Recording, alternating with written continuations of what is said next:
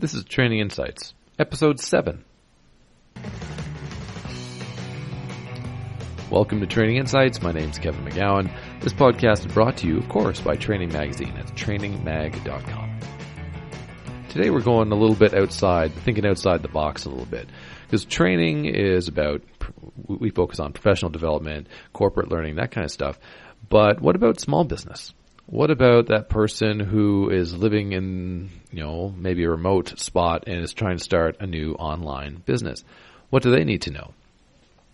I managed to get one of my personal heroes on the phone to talk about just that. Johnette Napolitano is a singer, songwriter. She, for those of a certain age, will remember her from a band she's been in for a long time called Concrete Blonde. And she's also a very savvy businesswoman.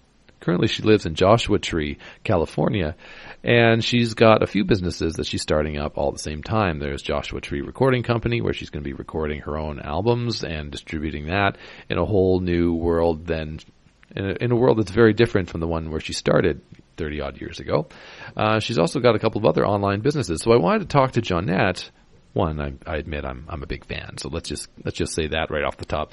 But because she has started these businesses on her own, and she's in a very unique position where she's starting these online businesses, later in life. She's 60 as opposed to when she was 25 and starting off. I wanted to talk to her about her own history with business and what she's learned along the way. So I hope you enjoy this conversation. It's a little bit different than the ones we've had before on the show, but I think you'll find it insightful. Here's Johnette Napolitano. First of all, thanks so much for wanting to chat with me. I appreciate that. I do. I think it's a very, very important discussion to have, especially with people my age, especially with women my age. Well, and I was curious because, and there's probably a couple of your reasons, but this is it's not exactly a music show or anything, but it's about learning, about business. So why music is a business. Music is a business, and I would like to see a lot of people who call themselves businessmen make it one day in my business. When it comes to unpaid royalties for 20 years, when it comes to the changes in the industry, physically, the medium, and the contracts that have not kept up with it, so it's all one-sided, and you can't tell me that this isn't a business. I'll tell you, it'll kill you. So it's really, you have to be made of some special stuff, and to keep up with the changes in the industry, to be an artist, you can't just sit in your room and play a guitar. There's computers. Just in the last 30 years ago, I started learning Pro Tools when I had to pay an engineer $100 an hour to sit and basically do Photoshop with sound. Right. All that stuff was somebody else's job.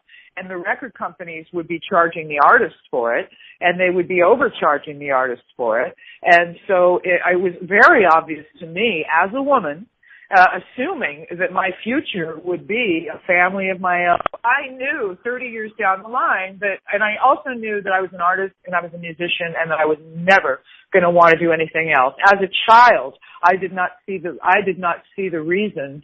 I didn't understand why people were one thing and then all of a sudden when you grew up, you were supposed to play by another set of rules. That just didn't make any sense to me. So I knew that that's all I wanted to do, but I also knew that as I got older and saw the various things within the industry that are possible, that I wanted to do things my way, and that meant that I would have to learn the technology to make that happen, which has grown in leaps and bounds. I could solar power my entire studio today because it's not two big, huge machines. It's right. Not a 1944 Packard of a recording machine, you know what I mean? So I knew that was coming down the pike, and I wanted to stay home if I was going to be a parent. And I am now with a horse and a goat and 3 dogs sitting here. I don't want to leave. I want to be home. And so that the technology enables me to work from home. And I just got a sales report. I'm going out to do a show. And I was able to hire the promotion myself and just looked at the report for the radio and all that. It's just, I started with our own record company, after my day job, of working, by the way, for some of the most legendary people in the music business. So I've been fortunate enough to be mentored by some of the greatest people this industry's ever seen. And the changes have been just incredible. A lot of people just can't go through them, but it's essential to go through them, and there's a lot of power in your hands. Your business has changed. I know you had your own indie label when you first started, and you're back in Right. that position again now, having been through lots of ups and downs through like the the mainstream or major music companies. What have you learned? Or I guess what have you learned that you are applying now to restarting your business as Joshua Tree Recording Company? Well, the one thing about technology is that the overhead is lower. You know, I have LLC Joshua Tree Recording Company. I'm also a Joshua Tree Tattoo because I went to school and I got licensed as a tattoo artist. I decided that I'll do clients that come to me because it's me, but it's not. Number one, there are artists that work a lot harder all day, and I just think they deserve it. But also, there's too much overhead. There's too much medical school and all that stuff, which I did. But it's like, you know, I'd rather get up and sew. I'd rather do other things. It's just not really what my calling is. You know, I'd rather paint. It's just a mess. So I think the technology, and like I was on with my bookkeeper yesterday, I have a solid bookkeeper. She's been with me for a long time, and I just go, I'm trying to scale down things where there's absolutely no outlay and everything comes back. I just got Joshua Tree Reading. I've been a psychic reader all my life, and I just got a job working for a line. You know, it's $40 an hour. You can laugh at it all you want. But as a very well-known and very successful psychic told me, it's the kings and queens that use them, and the peasants don't, and that's how. And so that just tells you where it's at. But the point is that I like home business. It's a good time for home business. You can talk about, in Joshua Tree. Well, I buy soap from at Christmas for a single mother of two, homeschools her kids, and she makes amazing soaps in her kitchen. You know, it's the time for that. Do you know what I mean? So it's either you paid attention or you didn't. And when I see, and it's very sad to see a lot of people being replaced by technology and resenting it. I think, America has this vision of itself that doesn't really want to change, and those things aren't coming back, whether it's a matter of jobs or whatever. It's a great time to be a single person business. Because here's the deal, even when I'm reading my clients, I'm getting an incredible percentage of people in this age group, in between, say, 40 and 50, 45 and 50. I'm talking to a lot of people that they're coming up, and it doesn't exist much anymore, on retirement. They've been working all their lives, and now they're getting to be retirement age, but they're younger than their parents were at retirement age for a million reasons. And so you're old enough to do for the next 20 years what you love to do, and you still hopefully are physically able to do it. So a lot of people are finding out that well, I've always had this hobby. Well, now that hobby could very well turn into your second career. And especially since chances are you do your hobby at home, making paper airplanes or boats or whatever, and things, sites like Etsy or, things about, and people a guy makes tops. And now I notice, I'm seeing on the, people are buying these tops, these businessmen. Somebody said in Silicon Valley, they're all spinning these high-tech tops on their desk. That's something that old men do in their garage in their time off. Make some tops, and it's amazing because with mad respect to people in that age group, what you're seeing, what people are craving, not getting, and paying for is craftsmanship. Mm-hmm. And craftsmanship is something that is disappearing altogether, really, in the way that we know it. And I'm not, there's no point in keeping anything around for the sake of it. But when you do see a great piece of art or a great building or something well made, it's just a precious thing. It's really, really good. And that's what home crafters, home people in business do. When you keep the business small, I was just talking to a woman her business is going to blow up. And that'll kill you if you're not ready for it. See, so people never plan for success. They always plan for failure, but they never plan for success. But they plan for a certain level, right? And then all of a sudden it goes boom, and you don't know what to do. Now that's important because going back to a good example is of anybody who I get a lot of advice too for, what about music? I'd say run, go do something else. It's terrible life. It's been very good for me, and I could not do it if I tried. But it's important to know what the end game is. What's your end game? What is success to you? Okay? When, if you need the 15 cars, one guy in a band needs 15 cars and 16 strippers. The other guy just wants a wife and kid and to sit in his corner and play guitar and write songs like he's always done. So if you're in a partnership with business partners, it's really important to know what they're in it for. It's really important to know what you're in it for. If your business takes off, I just talked to a client the other day. I said, what are you to do? How far does it go before you say, well, I'm just going to sell out to DuPont or whatever, and then and wash my hands of the whole thing? Is that what you want to do? Is that what you want to do with your family business?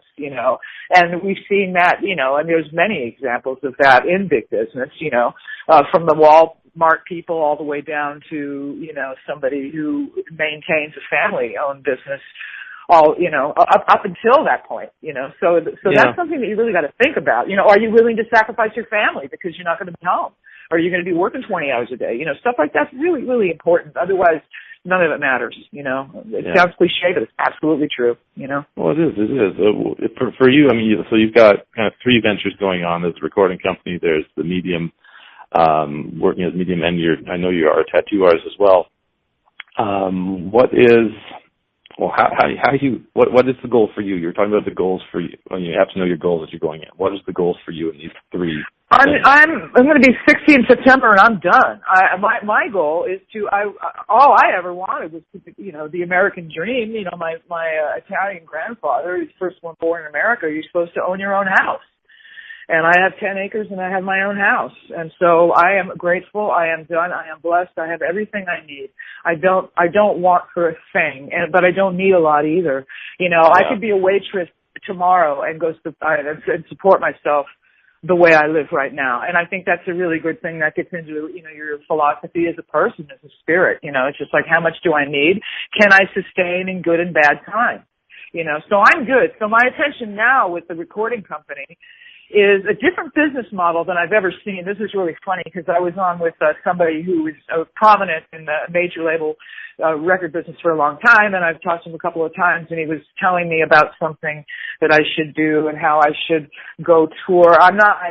Touring is expensive. Touring takes a lot of money, a lot of insurance. You don't just pick up a guitar and go, to do it right, you need promotion, you need to set up, And he goes, well, I'm just saying, that if you went and toured, you would support. So look, I go, I'm just saying, if you guys really knew what you were doing, you'd still have an industry. So, I'm just saying, don't shoot the messenger. You shoot record business. I don't. Who was there? Who was in charge of that? You were. And so, and I said, well, look, if an act comes to town, if an artist comes to town, if anything, the reason you're going to see it, if they've never been here, is because of advanced promotion. You don't do it after the fact. You don't do it simultaneously. I saw so many artists crash and burn, especially foreign artists, because they'd come to the States and nobody promoted them. And so, 15 people be at the gig, and then they go home and their wives go, see, I told you, this is a bad idea. And then the next day everybody goes, oh my God, that band, we heard they were great. We need to see them again. But, if they even stay together long enough to be able to come back to the States, so I've seen all angles of it. I've worked for great recording studios. I know how to make a record. I know how to work Pro Tools. I'm an engineer. Well, let me ask you one more question. Let me ask just one more thing. Sure. For somebody, because you've seen so much, you've done so much, you have so many interests, you've learned so much.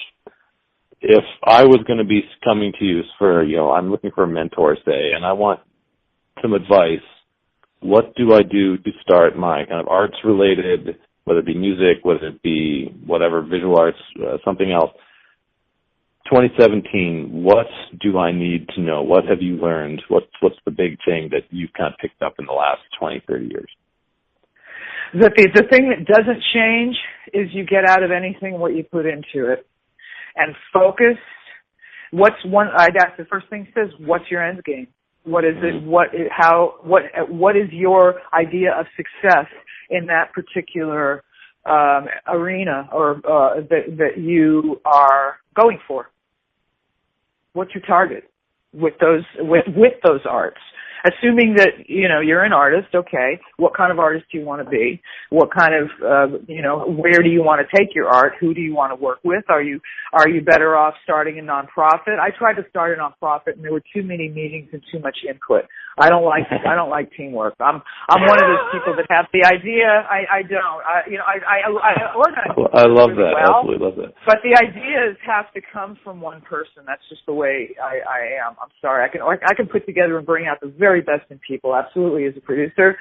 But I don't, and I'm not upset. Ideas are great if they're good. If they're not, I really don't have to be nice.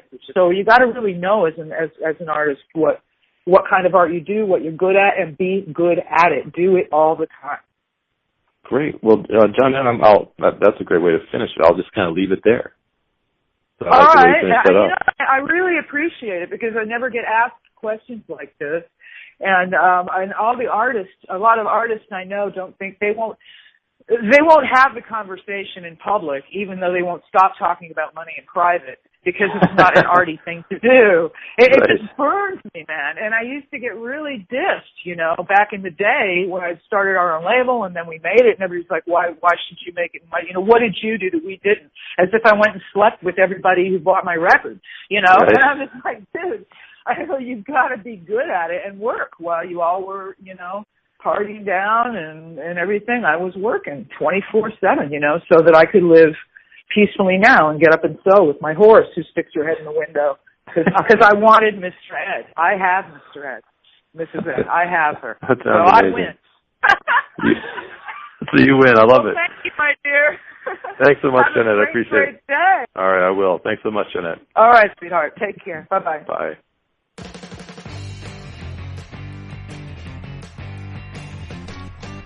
So there you have it. That was my chat with Johnette Napolitano out in Joshua Tree, California. I'm a big fan. So I want to say thank you, Johnette, for taking the time. For more information on this podcast, go to trainingmag.com. That's Training Magazine's website. You can read amazing articles there. They're published all the time. You can subscribe to the magazine and, of course, listen to the show. If you'd like to get in touch with me about anything, hair tips, music recommendations, if maybe you're a Concrete Blonde fan, go to kevinmcgowan.ca and you can drop me a line through there. And really, I would like to know if you'd like to be a guest. Maybe you have something unique or different that you bring to the training table. I would love to hear about it. So thanks so much for listening, folks. We'll see you next time. Cheers.